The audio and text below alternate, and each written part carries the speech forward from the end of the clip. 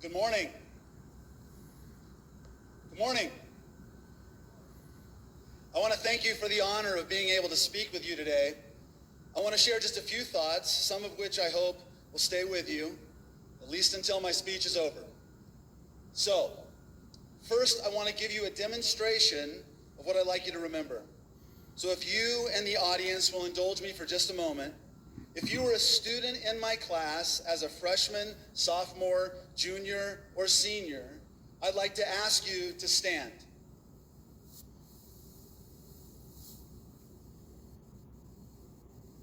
Next, if you are a student who knows one of the students standing, I'd like you to stand.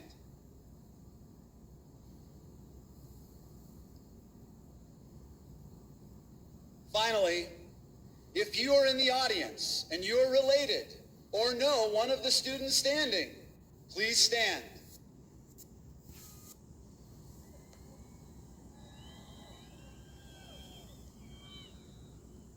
Look around. Because I knew some of you who were in my class, I had the opportunity to influence not only you, but those who know you and those who know them.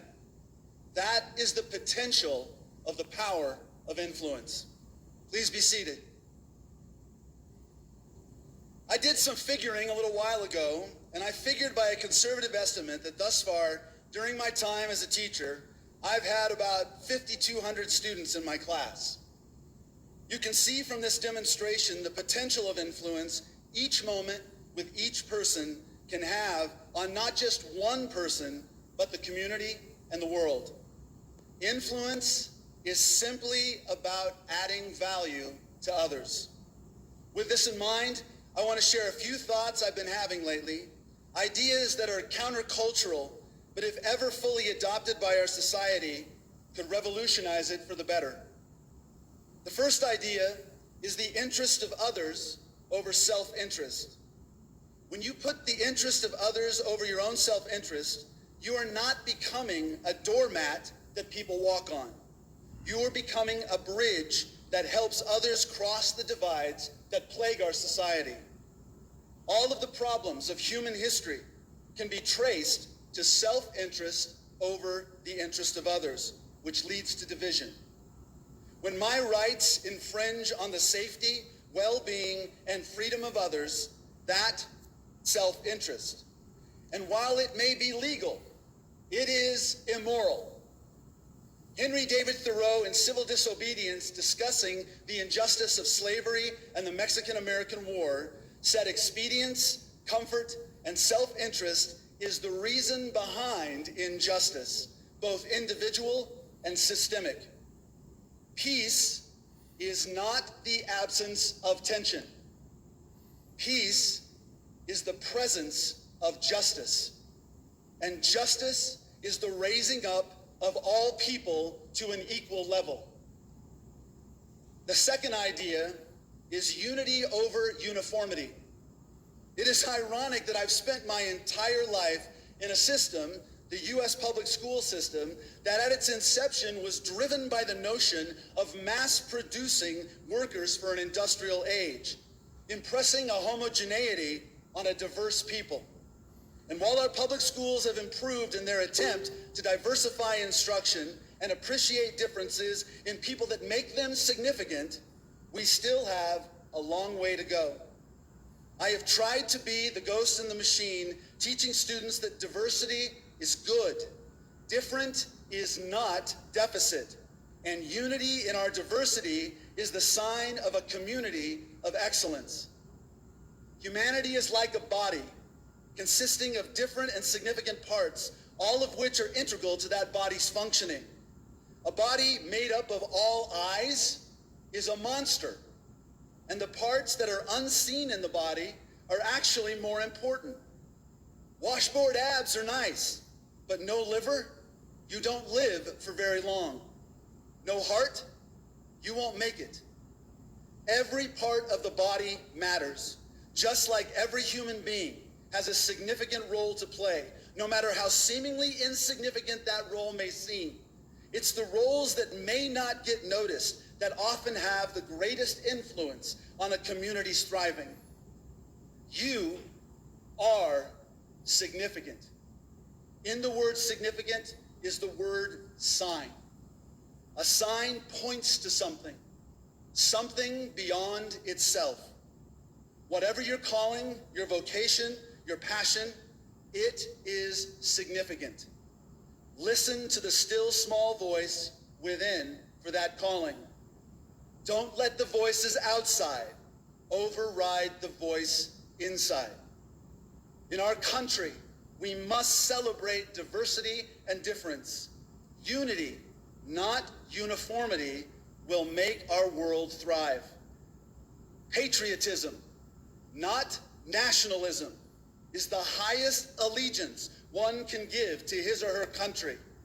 And part of patriotism in a pluralistic society is to value every person as unique and significant to our community's body.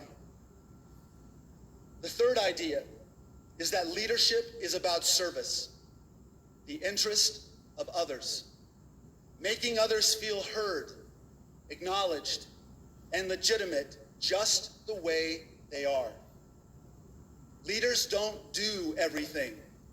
They empower others to do, to be, but it starts with being. We are human beings, not human doings. When we recognize others for who they are first, for being, and not what they do, we show true leadership. A leader sees the potential in others and empowers. Never underestimate your interaction with just one person one time. Never underestimate your interactions with one person multiple times. Never underestimate listening to one person one time. Never underestimate listening to one person multiple times. Be interested, not interesting. As one of my heroes, St. Francis of Assisi, prayed, do not seek to be understood, but to understand. Freedom focused on freedom to do something instead of freedom from something, I suggest, is a lesser kind of freedom.